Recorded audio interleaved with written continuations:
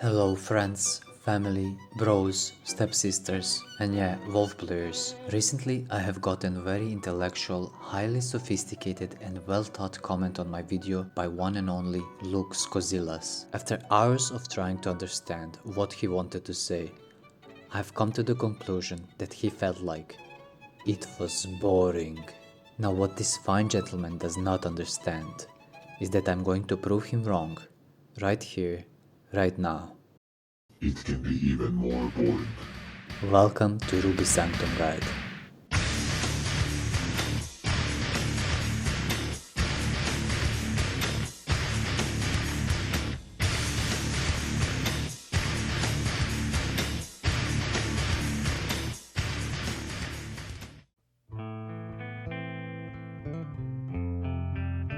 There is not much to say during introduction when it's gonna be plain and simple how to play Ruby Sanctum Heroic from DPS point of view. Of course, both range and melee classes are included and you can expect that I will go over all of them and their assignments other than DPSing in this fight.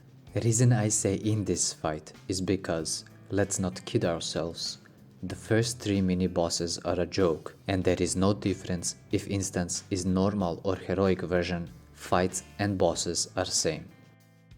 Now let's dive into details regarding our top dog, the man of the hour, Halion. Some key elements of this fight are going to be movement, debuff mechanic execution, and consistency. First two are pretty much self-explained, but for consistency, players are going to have certain assignments which must be followed and respected over and over throughout this decently long fight. Some classes are gonna have more things to do, so difficulty of this boss also depends what you play. And the reason why you need to be consistent and focused from start to end is because sometimes 2 or 3 things can happen at once, where panic might cause you to make mistakes. Keep in mind, here making a mistake is most usually solo death or even a raid wipe. General info about Heroic Halion is this. Boss has 3 phases. We need 3 tanks for this fight. Raid spot is going to look like this, where we will be positioned in middle of his belly. Melee needs to keep in mind of having max melee range spot, and that's because of Meteor, our first boss mechanic.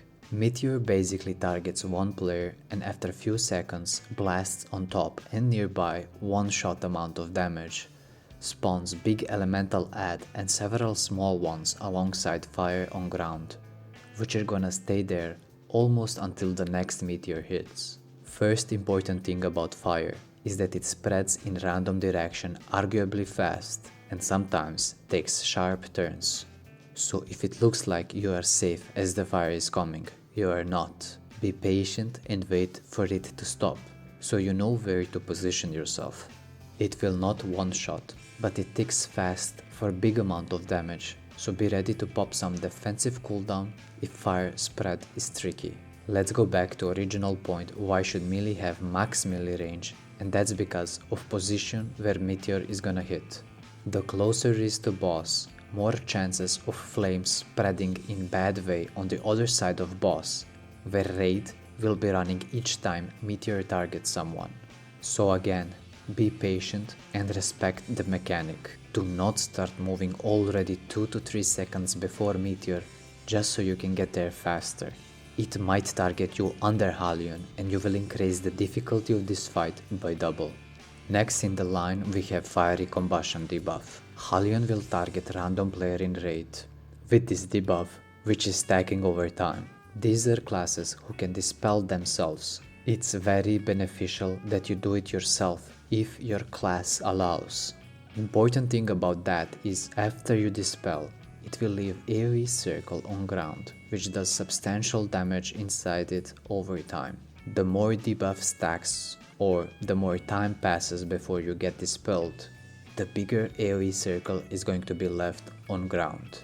Best way to deal with this is going to edge of boss zone. Run to the very end of circle and dispel yourself, or wait to get dispelled. Make sure to aim spot for this spell in line of his belly or more towards his tail. It's much safer afterwards to run back to opposite side without taking his red hot chili breath in your face, boiling you to death in a second. You might find yourself in very undesirable RNG, where Meteor and Debuff are going to come almost at the same time. Now your whole raid is going to opposite side to avoid Meteor, and you think you can stay on this side and wait to get dispelled? Wrong. Even if you can dispel yourself, you will be alone on side outside of your healer's range, where most of fire is going to be alongside ads. In this case, you want to move with your raid and just continue to wall on other side, where you will be dispelled. It doesn't matter if circle is a bit bigger, at least you will not most certainly die. For moments like this, I would highly recommend saving your nitro boots to cover bigger distance. This is why you need to focus on DBM timings and be prepared. I have mentioned that we need 3 tanks for this whole fight. One tank is going to tank Halion here alongside big meteor ad. The second tank is going to hold these small ads all the time. I will go over how to deal with all of this during class assignments a bit later. So that is basically it for our first phase. You will do this until 75% of boss's HP, where he will transition into next phase. Once we reach phase 2, Halion will open up a portal for Shadow Realm where you will fight him. 2 important things we need to emphasize. Tank number 3 in raid is going to tank the boss inside portal, while other 2 will stay out all the time alongside one holy paladin. So first person who is going to enter portal is tank. Did you hear me? Tank. You don't go in before him at any circumstances. If you do, you will be squashed like a bug, making portal disappear, and a wipe. Second important thing is threat. When raid enters portal, hunters and rogues might not have their thoughts and MDs on cooldown, so be careful how you open up inside, since tank needs to worry about not dying and building aggro at same time. Mechanics for Shadow Realm are kinda same. First, we have soul consumption that works exactly like the fiery one, with exception of dispelling it early near raid will cause players to be sucked in circle that deals damage, compared to the out one who knocks people far away. Other than this one slows you after dispel, same concept goes with stacking and needing to be dispelled at end of boss zone or imaginary wall rather. Second mechanic is cutters. In Heroic, there are 2 cutters that cross each other in the middle of zone, making an X sign. Spot they collide is usually middle of boss, that looks something like this from bird's eye view. If we look at entrance portal, cutters are moving clockwise and we basically need to follow that. This spot is where raid is going to be. Consider it as a safe moving zone. Dealing with this requires good synergy from tank and raid. Tank is going to call for moving and you must follow.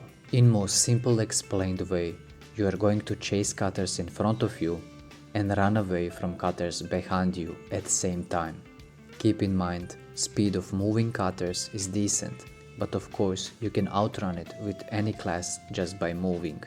Do not be greedy with DPS and casting, making your arse sliced from the back, as well as not going too much forward. That's why you should always respect already mentioned safe moving zone. The most difficult situation you can have in this realm is combination of 2 mechanics. If you are unlucky individual, while cutters are in motion, you can also get soul consumption. First and foremost, do not panic. It does seem stressful if you are first time or not experienced, but let me show you how you're going to overcome this. If the cutters are moving and you have debuff, first rule is that you always aim to walk more towards corner of boss's tail or simply more forward diagonal way. Second rule is that you don't just get to the spot and wait for this spell. You always have to keep moving the same way you originally started. Sometimes healers are casting and the spell will be delayed. That is okay and you should just keep running. With this method, we keep being in good position for this spell and we don't die to cutter that is following us from back. Upon reaching 50% of boss's HP, we transition to our final phase where portal opens up to our original realm, making two at the same time. Some things that you need to pay attention to. There are going to be specific classes and roles who stay inside and who go outside during this moment. Players who are assigned to go out need to consider soul consumption and its timer. In case player who gets debuff needs to go out, he will simply dispel on spot where he clicks portal, sucking everyone into damaging zone and most likely cause a wipe. So to avoid this, you wait to see if you are inflicted by debuff or not, and then proceed taking portal. Next thing is corporality. Basically, it's boss's physical state for both realms that needs to be kept 50% until he dies. In case one side shifts too much, boss is going to start taking less damage on lower percentage realm and hit your tank much harder on higher percentage realm. Thing that influences state of corporality is damage to boss on both sides.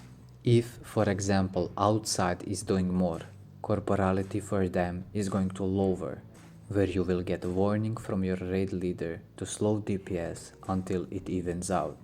And with that, it finalizes our last phase, where everything will be same outside as well as inside up until now, with extra objective of keeping corporality 50% until killing the boss.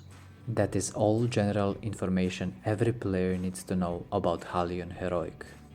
Now let's see what your class needs to do specifically for this fight. Before we go, this is going to be order for classes that stay in Shadow Realm and leave. Going to start with ranged DPS assignments. Shadow Priest have few things to do. Mind Seer small adds that spawn, making them run into your raid group rather than having few of them going towards your main tank, where they will grow inside an HP over time. Do not forget to use Fate. You will have it up for every wave of ads. Always try to help inside with healing when you see you can't stand still and cast Mind Flay during cutters. One prayer of mending is more than fine. You will need to Mind Blast outside in phase 3 and keep replenishment buff up. Demo Warlock should have assignment to put Curse of Weakness on boss, since Halion hits hard and melees are going to mainly hit him only. Warlock can also put weakness on Big Meteor Ad or just elements, since casters are gonna be hitting it mostly. Balanced druids don't have anything to do other than give innervates. For them, it's more what not to do, and that is AoE ads when they are not supposed to. Mages are same like balanced druid, no responsibility whatsoever. Never freeze the ads especially. Hunters have one of the biggest jobs for outside, and that is to always MD big ad to main tank.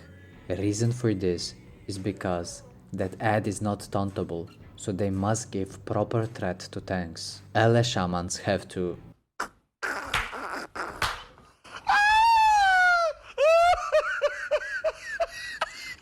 Moving on to melees. Right after hunters, rogues also have big responsibility outside. As soon as small ads come into melee range, you need to tot specified ad tank and keep fan of knifing them until they die. For this, you need glyph for tricks and fan of knives, plus preferable AoE weapons and talent build. Fury warriors don't have much thing to do other than usual Sunder armor and demo shout if necessary. Unholy Death Knights, as previously shown, will be outside. Their Death and Decay on small ad spawn also have same concept like Shadow Priest's Mind Seer, grouping up small ads towards your tank. Retri Paladins have big role inside Shadow Realm. Their Hand of Freedom is very important on players affected by soul consumption, because of that slow after dispel. You should have 2 red paladins inside, so they can rotate cooldown of Hand of Freedom and have it always when debuff is out. And finally, feral druids other than innovates, they really have no responsibility. Order for killing small ads, big ad and boss should look like this. As for a range, really big important thing is to just nuke that big ad as soon as possible. There should never be Blizzard, Hurricane, Volley, or Seed of Corruption until Big Ad is dead and Raid Leader asks you to finish ads because you need to stop DPS on boss. I very appreciate your time watching my video.